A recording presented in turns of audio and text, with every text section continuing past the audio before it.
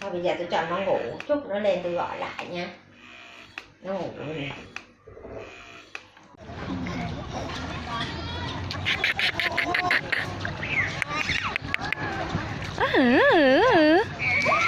Hiếu ơi.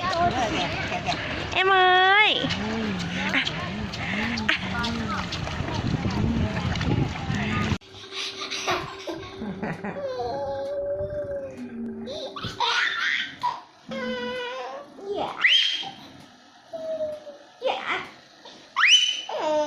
Hai bà cháu nó hồi trưa mày tao má cái giọng mà tao má lên cái tay dựng cửa, hai bà cháu nó gỡ ra để nằm bú ngủ.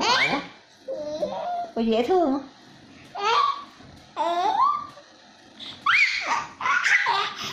Đó cũng hai cái thuốc bổ xuống.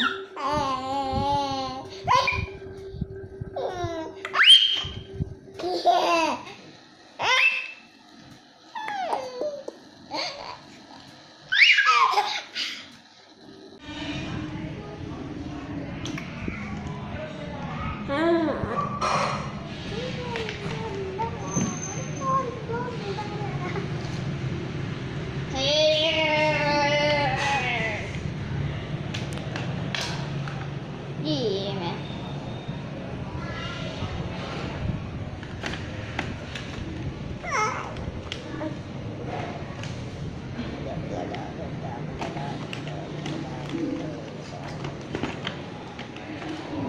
Ủa mẹ đang quay gì vậy? Làm bài đi.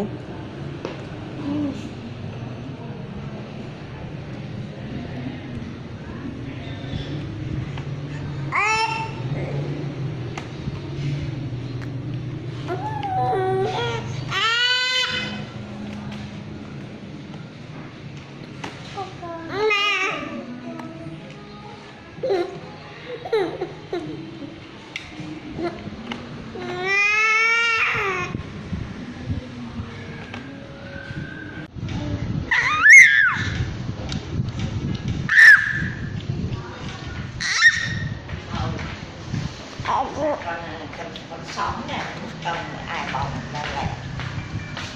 Này.